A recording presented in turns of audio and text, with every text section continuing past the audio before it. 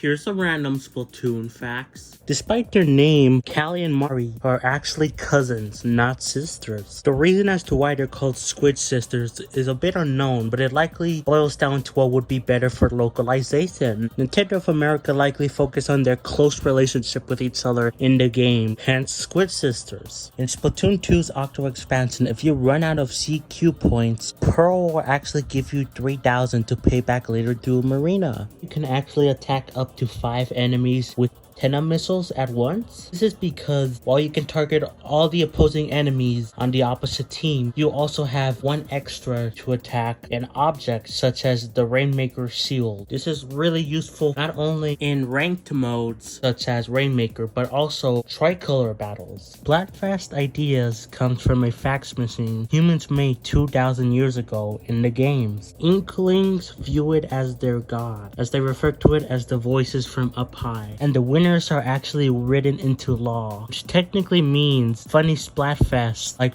Mari versus Callie. Mari is actually legally better than Callie. You know those shades that the Octolings wear in the Splatoon campaigns? Many players likely assume that they were hypnotized by DJ Octavio to obey him, but actually the only one that was under any sort of mind control was Callie. The Japanese developers actually state that the goggles only help with aiming/combat. They are, however, canonically kept in line using music, but that is most likely in reference to military drills and not mind control. The original concept for Splatoon was vastly different than what we got nowadays with squids. It initially started creation as tofu shooting ink out of their noses. After this, they went through several different ideas, including using rabbits and even Mario characters, with Yoshi being considered as having a main role in the first Splatoon. Luckily, it was later decided upon to have squids, and so those squids became the Inklings we now know today. The Splatoon North America official Twitter account has only named one squid researcher from their brands. His name is Gary. We don't know much about Gary, but what we do know is that they are a known cheater, and at least one researcher considers them to be their rival. The team that designed Splatoon is actually taken from the core Animal Crossing team. Around 10 of the younger staff within the Animal Crossing team were put together to begin working on the first Splatoon game on the Wii U. They were also joined by the director of the Star Fox 64 3D remake and one of the directors who worked on Nintendo Land. Because of Sturgeon Shipyard's unique gimmick of opening and closing parts of the stage, it's actually possible to get tacticoolers and beacons on the walls. Splatoon 1 actually had a game mode called Battle Dojo, where 2 players could play locally on one console. But the Wii U only supported one gamepad connected at a time, and no other controllers Splatoon could use had motion controls. So they actually invented a system where the second person could physically tape their controller to a Wii remote and get them in the game that way. According to information in the Splatoon 1 art book, the average Inkling lifespan is 50 years old. They're able to extend this to 100 plus, however, if they undergo the sun-dried ritual, which means that they lose the ability to swap between squid and human forms. It can be assumed that Inklings are considered adults once reaching the final stage of their growth by gaining their human-like forms at the age, or most, 14. Hence why they can participate in blood sports of killing each other in turf war and engage in dangerous jobs in Shaman Run. Cuttlefish himself mentions he is 130 in the games through said sun-dried ritual. According to Splatoon's producer, Hisashi Nagami, great part of the Splatoon game's art style and visuals were actually inspired by Mexican culture. According to him, this is because the game's art director, Zeta Inu, resided in Mexico during a part of his childhood. Inklings and Octolings actually die when they get splatted, but they are able to respawn with spawn points because someone was able to figure out the technology to revive dead people.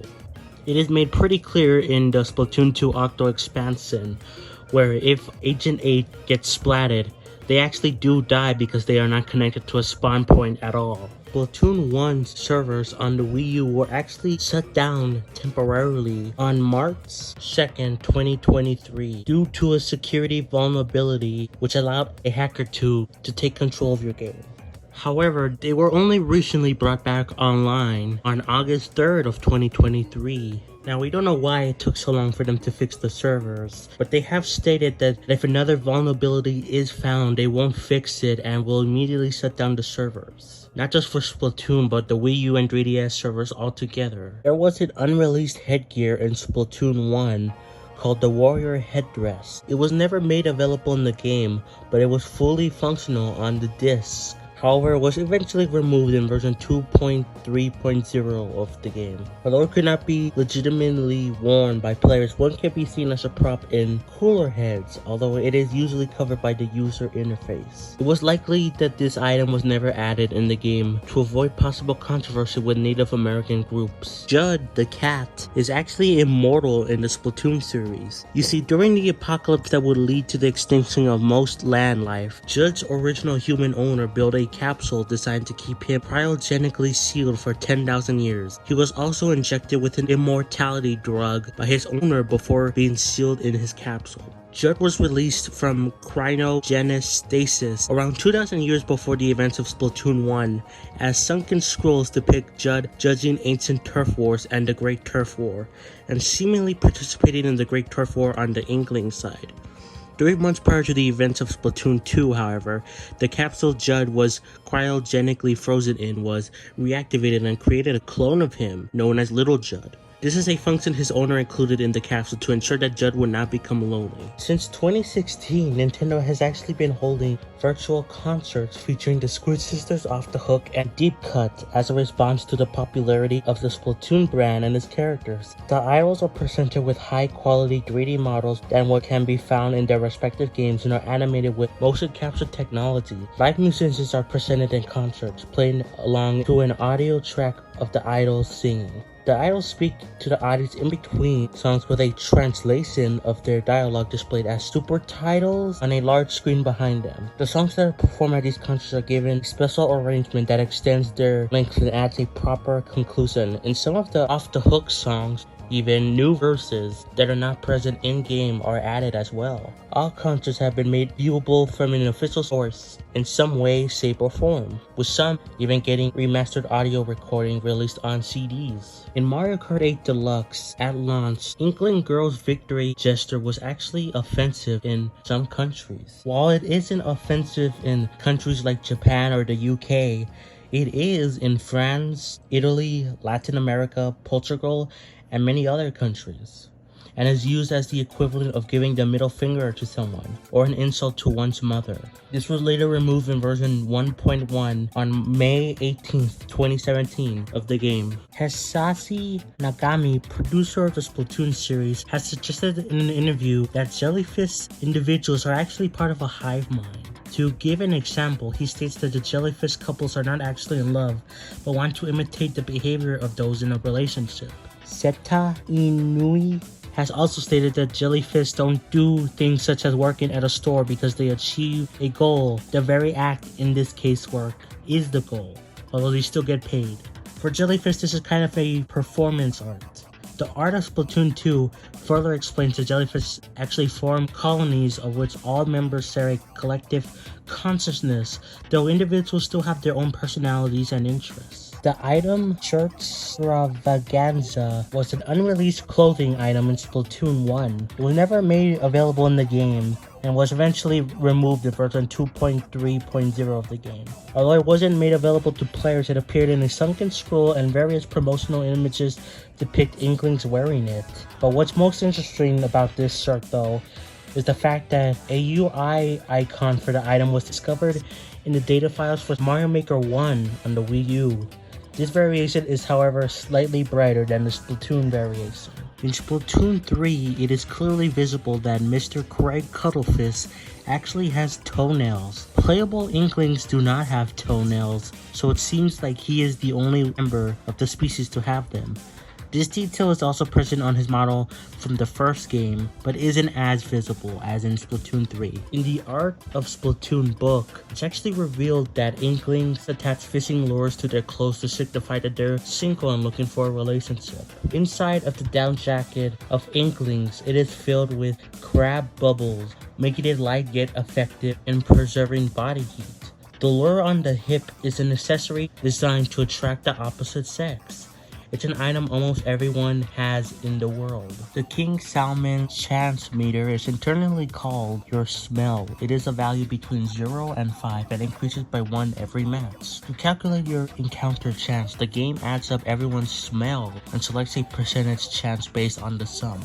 The smell bar increases after every match where you did not encounter a boss salmon. What this basically means is that King Salmon start recognizing the smell of people that frequently come back and soaks up to deter them away. In many regions of Splatoon 2, Pearl actually talks about finding some old bones in her backyard when the stage Selendorf Institute is shown. Marina clarifies that there are actually human bones and that those things can be found everywhere in the Splatoon world. Octo Troopers in the Splatoon campaign's sole job is to clean up the ink that you sprayed around them. What's interesting though is the fact they actually seem to enjoy doing it.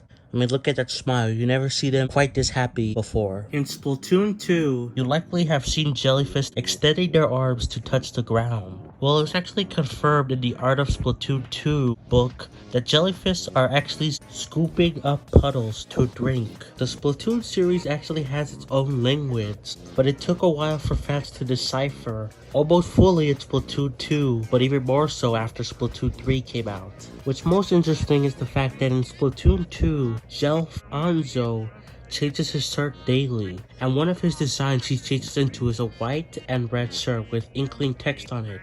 Extracting the texture gets us a better look at the text on the shirt, and it translates to FU. This also reinforces the fact that Gelfanzo views the player as a peasant, as shown by the Splatoon relationship chart, posted officially by Nintendo on social media. In the Art of Splatoon 2 book, it states that Mari's kimono has the Kenza family crest embroidered upon it.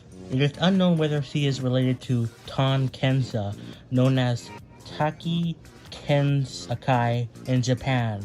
It is worth noting, however, that both Mari and the Ton Kenza advertisement models have white hair, otherwise only seen on Inklings during certain Splatfests. The boss battle against Big Man in the Splatoon 3 story mode is actually a reference to the boss battle with Phantomanta in Super Mario Sunshine. Besides having a similar appearance of a splittering silhouette of a manta ray, the color of the ink Big Man leaves is also identical to the electric group Phantomanta leaves, albeit with deep cut symbol. His name, the Hype Manta Storm, is also a reference to the name of the mission in which Phantomanta is fought, the Manta Storm. The relationship between Pearl and Marina has been subject to debate, with some people claiming that they are a romantic relationship, while others feel it is just a friendship.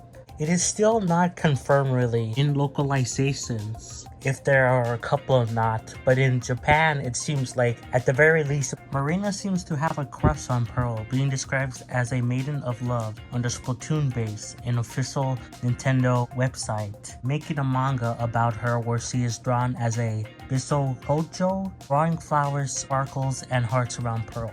While this is never explicitly stated in-game, Marina shows her affection towards her by playfully poking fun at Pearl's small stature during newscasts, tackling and noodling her in a hug after they win the final battle in Octo Expansion, and becoming extremely devastated when Pearl floats around the idea of their band breaking up. Agent 4, the character you play as in Splatoon 2, actually lives very far away from Inkopolis. So much so that they didn't even recognize the Squid Sisters were famous, along with the fact that they're too busy with extracurriculars than watching the TV.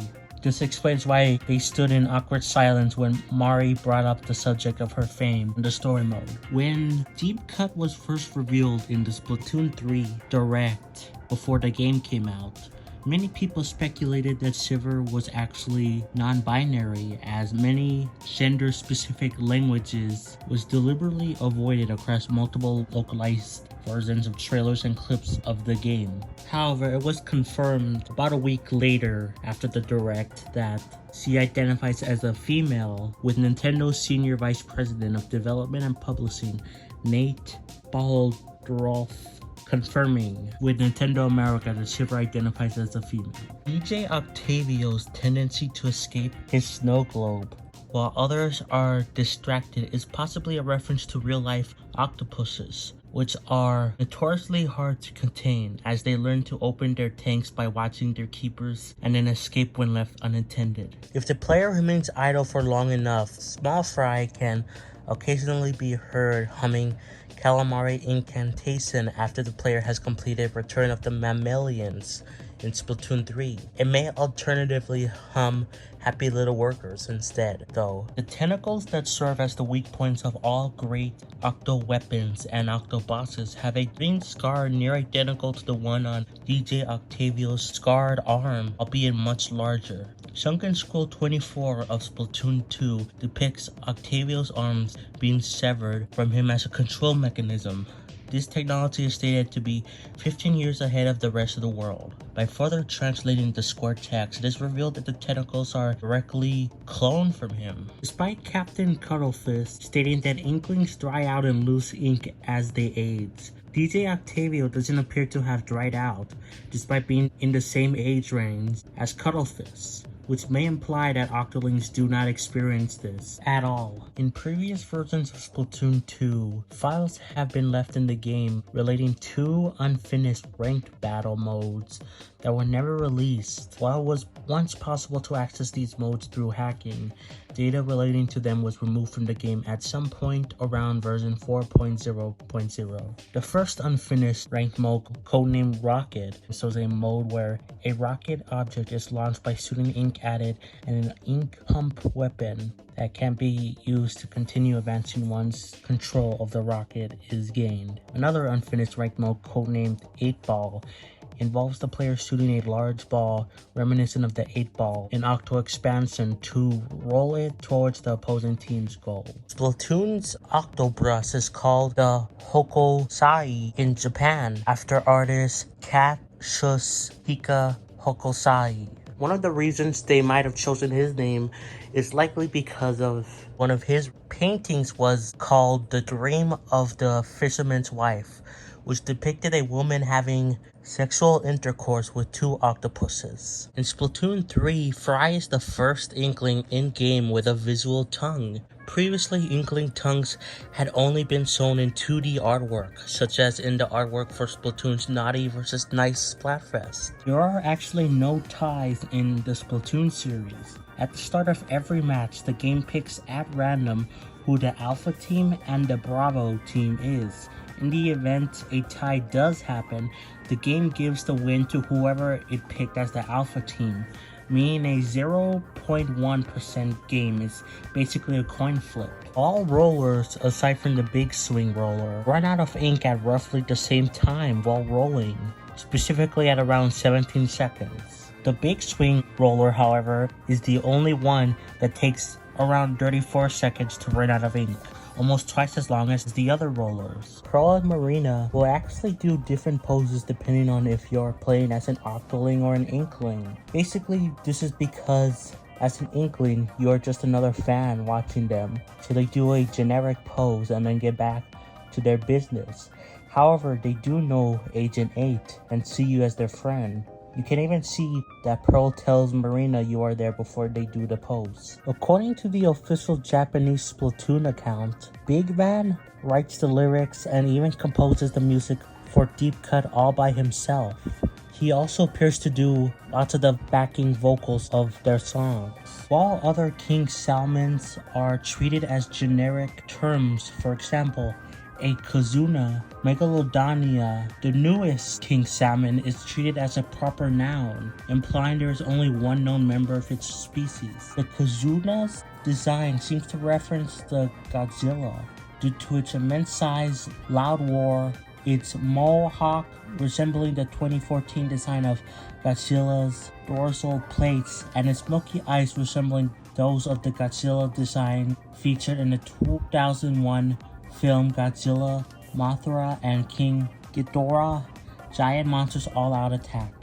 Additionally, Kazuna's pose in the Salmon Run Next Wave main artwork bears a striking resemblance to one Godzilla takes in a poster from the 2019 movie Godzilla King of the Monsters. Ouroboros appears to share several attributes with boss salmonids. Its hair is similar to that of stingers, and Ouroboros' bomb is similar to the steelheads, only it is larger, has more health, and creates a booyah bomb-like explosion. Almost all boss salmonids will drop 3 golden eggs when splatted. The exceptions to this are after version 3.2.0 of Splatoon 2, where Goldies and Fog waves have a chance to drop either 1, 5, or 10 golden eggs instead of 3, and after version 4.0.0 of Splatoon 2, Grinders will additionally drop 5 eggs instead of 3, as well as Golden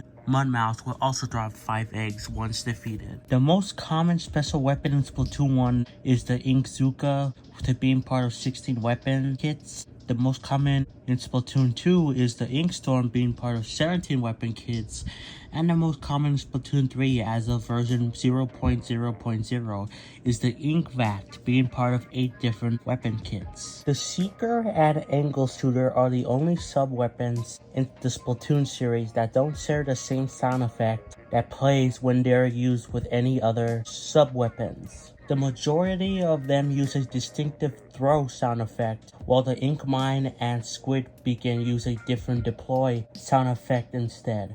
These differences also reflect the different ways these weapons are used within the games. In Splatoon 1, the Inkopolis Plaza Out of Bounds glitch reveals that the back of the amiibo box at the southeastern corner does have a texture and looks like the back of a real amiibo packaging, except the words are written in the Inkling language. This is also true of the amiibo boxes in Splatoon 2 and 3, but can be viewed normally without requiring glitches in those games. Splatoon 3's internal project name is Thunder according to the game's files. This seems to go along with Splatoon 2's project name Blitz, as Blitz is the Japanese word for lightning. Splatoon 1's project name, however, is Gambit, which appears to have no relation to Splatoon 2 or 3's internal name. Before Splatoon 3's release, a trailer for the single-player mode, Return of the Mammalians, shows a Zapfish in an area of Alterna,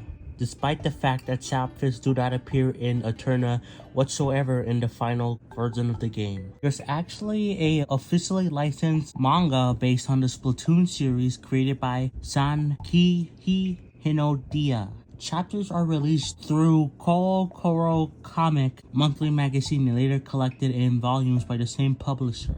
Volumes usually contain 4 chapters, a bonus story, which is sometimes replaced by an additional chapter, an Inkling almanac showing the gear and personality of the teams, and may also contain an illustration gallery. The volumes got translated into English by Vice Media, to European Spanish by Nomura Editorial, to French by Solia Manga, and to German by Carlsen Manga. It originally ran for 16 volumes from 2016 to 2022, inspired by the events of Splatoon 1 and 2. In 2023, however, it was directly succeeded by Splatoon 3 Splatlands, continuing the story with the events of Splatoon 3. If the player has color lock toggled in Splatoon 3, Fry's ink color in her boss fight changes from yellow to blue. Her design also changes with the yellow and blue swapping places, and the face of the Octostomps remains changed color to blue.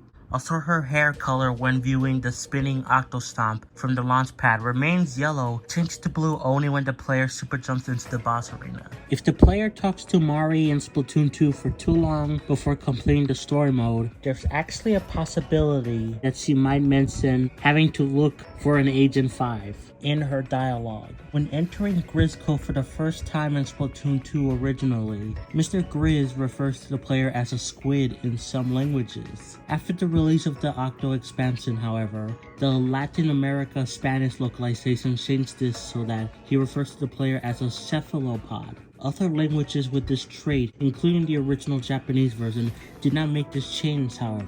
The maximum levels the player can reach has changed drastically over each Splatoon game. Levels initially went from level 1 to 20 in Splatoon 1 until version 2.0.0 release, raising the maximum level to level 50. Likewise, version 2.0.0 Splatoon 2 raised the level cap to 99, and when players reach level 99, they can talk to Judd to reset to become level star 1, and continue to work their way up to level star 99. Once the player reaches level star 99, they can reset back to level star 1 by talking to Judd again. In Splatoon 3, even though new weapons cost less Zelda licenses at every level until level 30, the new maximum level for Splatoon 3, as soon as the game released, is level 999, with special badges being earned every 100 levels. Annie seems to be slightly skeptical of Spike, as seen in the official Splatoon 2 relationship chart, in which she states he seems dangerous. Additionally, in Inkopolis Plaza, the alleyway that Spike inhabits is directly opposite of Cooler Heads, Annie's shop. This connection could be a reference to sea urchins and sea anemones being natural enemies. On Splatoon 2's Battle Lobby screen, the player can make their own remix of Double Bath DIY Remix while waiting for the remaining players to join. Pressing any button will play a unique recording or a special effect or change the song in some way. The L and R sticks will adjust the volume and distort the sound respectively.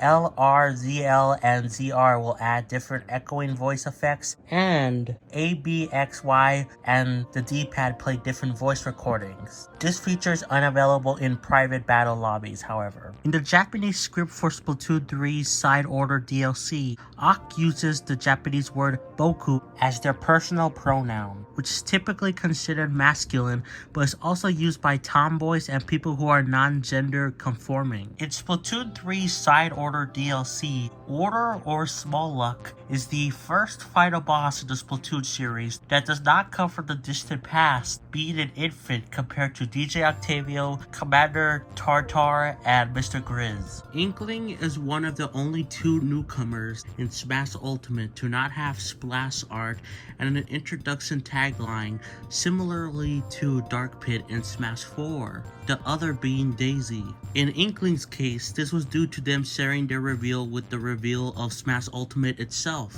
The big screen in the Splatoon 3 lobby is actually supposed to be a bent Nintendo Switch. You see, if you look closely, the bottom of the screen has a USB-C style charging port, and on the sides are Joy-Con rails. All Table Turf battle cards based off of special weapons in Splatoon 3 share three characteristics. Their area is exactly 12 spaces, their special attack cost is 3 points, which is lower than other cards of the same size, and they are the only cards to lack a special space. Urchin Underpass and Salt Spray Rig are the only stages in Splatoon 1 to not return in a sequel, at least as of this point. A news article on the official Splatoon 3 website reveals a tip about the ability to spend extra Zelda licenses to purchase weapons above the player's level, but it actually contains an error. The website states 4 Zelda licenses are required, whereas only 3 are actually required in-game. After the online shutdown on April 8th, 2024, attempting to retrieve stage data in Splatoon 1 will now wield a Wii U error that is completely unique to the game. Error 104-2210. This ultimately makes the shops in Booyah Base permanently inaccessible, as the shopkeepers will kick the players out if they try to enter. It tells players to contact Nintendo support if the issue persists, but since the online services have already ended, the only workaround is to play the game using the Pretendo network. The top half of the skull bandana is actually fully textured, but is never seen in any of the Splatoon games. The material is folded in half and only the mouth can be seen in-game. The only way to see the full texture is by either hacking to get the item's file or buying the item in real life as it actually exists. Every instance of a big run entered introduces a new gameplay mechanic.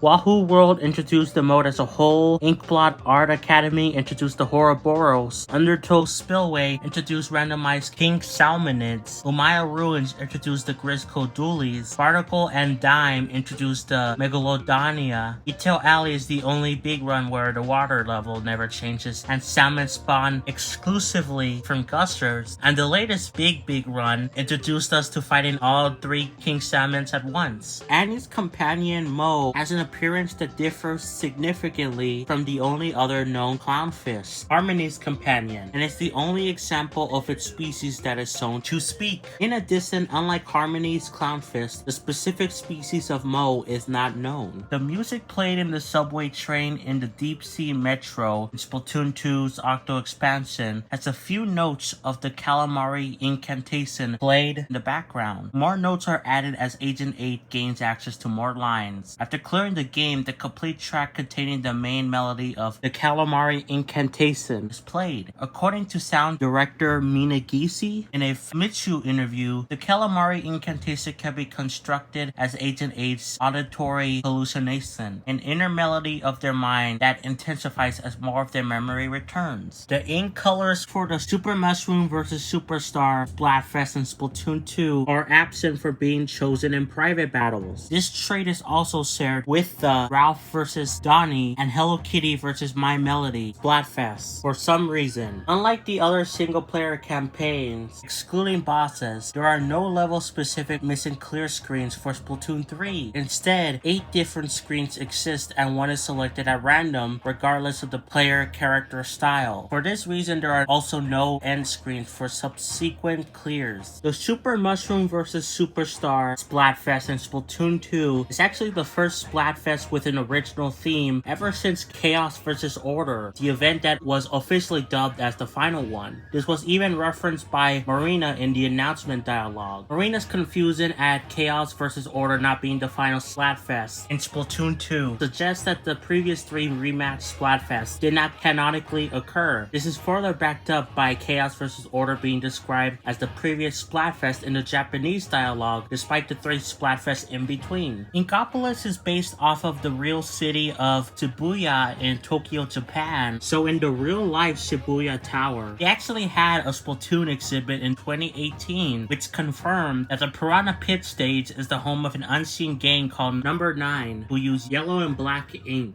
They are led by a 9-limb male inkling who is sympathetic to Zapfish and Octarians while hating inklings. Despite being unseen, flags bearing their emblem and octopus graffiti with Number 9 text can be seen across the Piranha Pit stage.